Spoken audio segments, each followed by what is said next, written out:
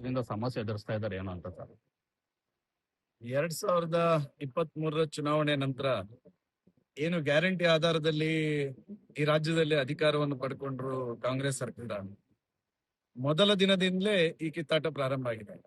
ಸಿದ್ದರಾಮಯ್ಯ ಅವರು 3 ವರ್ಷಗಳ ಕಾಲ ಏನು ಆಡಳಿತವನ್ನು ಮಾಡಿದ್ರು, ಆ ಎಲ್ಲಾ ಸಂದರ್ಭಗಳಲ್ಲೂ ಡಿ ಕೆ ಶಿವಕುಮಾರ್ ಸಿದ್ದರಾಮಯ್ಯ ಅವರ ಕಾಲೆಳೆಯುವಂತ ಪ್ರಯತ್ನವನ್ನೇ ಮಾಡ್ಕೊಂಡು ಬಂದಿರತಕ್ಕಂಥದ್ದು. ಯಾವಾಗ ಕುರ್ಚಿ ತಗೊಳ್ತೀನಿ, ಕುರ್ಚಿಯಲ್ಲಿ ಕೂತ್ಕೊಳ್ತೀನಿ ಅನ್ನುವಂತ ಒಂದು ದೃಷ್ಟಿಯನ್ನು ಇಟ್ಕೊಂಡೇ ಅಧಿಕಾರದ ಒಂದು ಮದದಲ್ಲಿ ಆಡಳಿತವನ್ನು ಈ ಕಾಂಗ್ರೆಸ್ ಸರ್ಕಾರ ಮರೆತು ಬಿಟ್ಟಿರ್ತಕ್ಕಂಥದ್ದು. ಪ್ರಾಯಶಃ ಇವತ್ತು ಮತ್ತೆ ಸಿದ್ದರಾಮಯ್ಯ ಅವರು ಇಳಿದು ಏನು ಡಿ ಕೆ ಶಿವಕುಮಾರ್ ಅವರು ಮುಖ್ಯಮಂತ್ರಿ ಆಗಿದ್ದಾರೆ, ಅವರ ಸರ್ಕಾರವನ್ನು ಸುಸ್ಥಿರಗೊಳಿಸ್ಲಿಕ್ಕೆ ಅವರಿಗೆ ಇವತ್ತಿಗೂ ಆಗ್ಲಿಲ್ಲ. ಇವತ್ತು ಅವರ ಮನಸ್ಸಲ್ಲಿತ್ತು, ರಾಜ್ಯದ ಜನರ ಮನಸ್ಸಲ್ಲ, ಅವರ ಮನಸ್ಸಲ್ಲಿತ್ತು ಒಂದು ಒಳ್ಳೆ ಮುಖ್ಯಮಂತ್ರಿ ಆಗ್ತೇನೆ ಅನ್ನುವಂತ ಮನಸ್ಸೇನಿತ್ತು.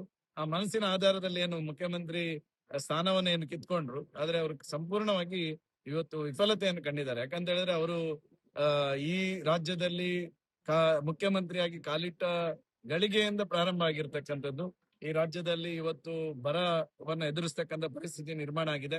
ಅದರ ಜೊತೆಯಲ್ಲಿ ಇವತ್ತು ಕಾವೇರಿಯ ನೀರನ್ನೇನು ತಮಿಳುನಾಡಿಗೆ ಹೆಚ್ಚುವರಿ ಹರಿಸಬೇಕೆನ್ನುವಂತ ಏನು ಆದೇಶವನ್ನು ಮಾಡಿರ್ತಕ್ಕಂಥದ್ದು, ಇದಕ್ಕೆ ಸಮರ್ಪಕವಾಗಿರ್ತಕ್ಕಂಥ ವಾದವನ್ನು ಸಹ ಮಂಡಿಸದೆ ತಮಿಳುನಾಡು ಜೊತೆಯಲ್ಲಿ ಇವರೇನು ತಮಿಳುನಾಡು ಸರ್ಕಾರದ ಜೊತೆ ಸಮ್ಮಿಶ್ರ ಸರ್ಕಾರವನ್ನು ಮಾಡ್ತಾ ಇದ್ದಾರೆ. ರಾಹುಲ್ ಗಾಂಧಿ ಅವರು ಇವತ್ತು ವಿಜಯ್ ಜೊತೆ ಏನು ಸರ್ಕಾರವನ್ನು ಮಾಡ್ತಾ ಇದ್ದಾರೆ, ಅವರನ್ನು ಮೆಚ್ಚಿಸುವ ರಾಹುಲ್ ಗಾಂಧಿ ಅವರನ್ನು ಮೆಚ್ಚಿಸ್ಲಿಕ್ಕೆ ಸಲುವಾಗಿ ಇವತ್ತು ಕಾವೇರಿ ನೀರನ್ನು ಹರಿಸ್ತಕ್ಕಂಥ ಕೆಲಸಕ್ಕೂ ಸಹ ಡಿ ಕೆ ಶಿವಕುಮಾರ್ ಕೈ ಹಾಕಿರ್ತಕ್ಕಂಥದ್ದು. ಖಂಡಿತ ಇದನ್ನು ಬೆಂಗಳೂರು ಮತ್ತು ಈ ಭಾಗದ ಮೈಸೂರು, ಹಳೆ ಮೈಸೂರು ಭಾಗದ ಯಾವ ಜನರು ಸಹ ಇದನ್ನು ಒಪ್ಲಿಕ್ಕೆ ಸಾಧ್ಯ ಇಲ್ಲ. ಭಾರತೀಯ ಜನತಾ ಪಾರ್ಟಿ ಸಹ ಇದರ ವಿರುದ್ಧ ಹೋರಾಟವನ್ನು ಸಂಘಟಿಸ್ತದೆ ಎನ್ನುವಂಥದ್ದನ್ನು ಈಗಾಗಲೇ ರಾಜ್ಯಾಧ್ಯಕ್ಷರಾಗಿರ್ತಕ್ಕಂಥ ವಿಜೇಂದ್ರ ಅವರು ಘೋಷಣೆಯನ್ನು ಸಹ ಮಾಡಿದರೆ, ನಾವು ಸಂಪೂರ್ಣವಾಗಿ ರೈತರ ಪರವಾಗಿದ್ದೇವೆ.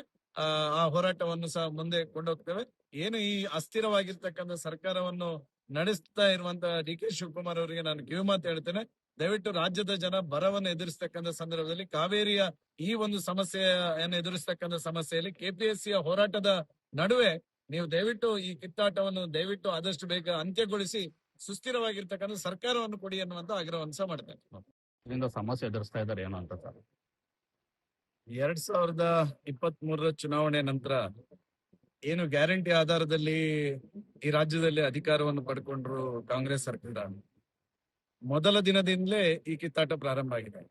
ಸಿದ್ದರಾಮಯ್ಯ ಅವರು 3 ವರ್ಷಗಳ ಕಾಲ ಏನು ಆಡಳಿತವನ್ನು ಮಾಡಿದ್ರು, ಆ ಎಲ್ಲಾ ಸಂದರ್ಭಗಳಲ್ಲೂ ಡಿ ಕೆ ಶಿವಕುಮಾರ್ ಸಿದ್ದರಾಮಯ್ಯ ಅವರ ಕಾಲೆಳೆಯುವಂತ ಪ್ರಯತ್ನವನ್ನೇ ಮಾಡ್ಕೊಂಡು ಬಂದಿರತಕ್ಕಂಥದ್ದು. ಯಾವಾಗ ಕುರ್ಚಿ ತಗೊಳ್ತೀನಿ, ಕುರ್ಚಿಯಲ್ಲಿ ಕೂತ್ಕೊಳ್ತೀನಿ ಅನ್ನುವಂತ ಒಂದು ದೃಷ್ಟಿಯನ್ನು ಇಟ್ಕೊಂಡೇ ಅಧಿಕಾರದ ಒಂದು ಮದದಲ್ಲಿ ಆಡಳಿತವನ್ನು ಈ ಕಾಂಗ್ರೆಸ್ ಸರ್ಕಾರ ಮರೆತು ಬಿಟ್ಟಿರ್ತಕ್ಕಂಥದ್ದು.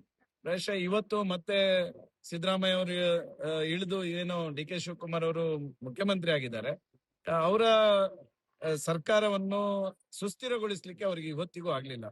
ಇವತ್ತು ಅವರ ಮನಸ್ಸಲ್ಲಿತ್ತು, ರಾಜ್ಯದ ಜನರ ಮನಸ್ಸಲ್ಲ, ಅವರ ಮನಸ್ಸಲ್ಲಿತ್ತು ಒಂದು ಒಳ್ಳೆ ಮುಖ್ಯಮಂತ್ರಿ ಆಗ್ತೇನೆ ಅನ್ನುವಂತ ಮನಸ್ಸೇನಿತ್ತು.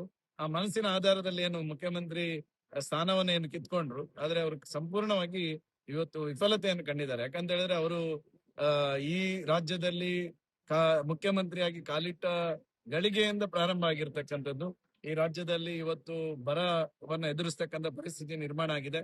ಅದರ ಜೊತೆಯಲ್ಲಿ ಇವತ್ತು ಕಾವೇರಿಯ ನೀರನ್ನೇನು ತಮಿಳುನಾಡಿಗೆ ಹೆಚ್ಚುವರಿ ಹರಿಸಬೇಕೆನ್ನುವಂತ ಏನು ಆದೇಶವನ್ನು ಮಾಡಿರ್ತಕ್ಕಂಥದ್ದು, ಇದಕ್ಕೆ ಸಮರ್ಪಕವಾಗಿರ್ತಕ್ಕಂಥ ವಾದವನ್ನು ಸಹ ಮಂಡಿಸದೆ ತಮಿಳುನಾಡು ಜೊತೆಯಲ್ಲಿ ಇವರೇನು ತಮಿಳುನಾಡು ಸರ್ಕಾರದ ಜೊತೆ ಸಮ್ಮಿಶ್ರ ಸರ್ಕಾರವನ್ನು ಮಾಡ್ತಾ ಇದ್ದಾರೆ. ರಾಹುಲ್ ಗಾಂಧಿ ಅವರು ಇವತ್ತು ವಿಜಯ್ ಜೊತೆ ಏನು ಸರ್ಕಾರವನ್ನು ಮಾಡ್ತಾ ಇದ್ದಾರೆ, ಅವರನ್ನು ಮೆಚ್ಚಿಸುವ ರಾಹುಲ್ ಗಾಂಧಿ ಅವರನ್ನು ಮೆಚ್ಚಿಸ್ಲಿಕ್ಕೆ ಸಲುವಾಗಿ ಇವತ್ತು ಕಾವೇರಿ ನೀರನ್ನು ಹರಿಸ್ತಕ್ಕಂಥ ಕೆಲಸಕ್ಕೂ ಸಹ ಡಿ ಕೆ ಶಿವಕುಮಾರ್ ಕೈ ಹಾಕಿರ್ತಕ್ಕಂಥದ್ದು. ಖಂಡಿತ ಇದನ್ನು ಬೆಂಗಳೂರು ಮತ್ತು ಈ ಭಾಗದ ಮೈಸೂರು, ಹಳೆ ಮೈಸೂರು ಭಾಗದ ಯಾವ ಜನರು ಸಹ ಇದನ್ನು ಒಪ್ಲಿಕ್ಕೆ ಸಾಧ್ಯ ಇಲ್ಲ. ಭಾರತೀಯ ಜನತಾ ಪಾರ್ಟಿ ಸಹ ಇದರ ವಿರುದ್ಧ ಹೋರಾಟವನ್ನು ಸಂಘಟಿಸ್ತದೆ ಎನ್ನುವಂಥದ್ದನ್ನು ಈಗಾಗಲೇ ರಾಜ್ಯಾಧ್ಯಕ್ಷರಾಗಿರ್ತಕ್ಕಂಥ ವಿಜೇಂದ್ರ ಅವರು ಘೋಷಣೆಯನ್ನು ಸಹ ಮಾಡಿದರೆ, ನಾವು ಸಂಪೂರ್ಣವಾಗಿ ರೈತರ ಪರವಾಗಿದ್ದೇವೆ.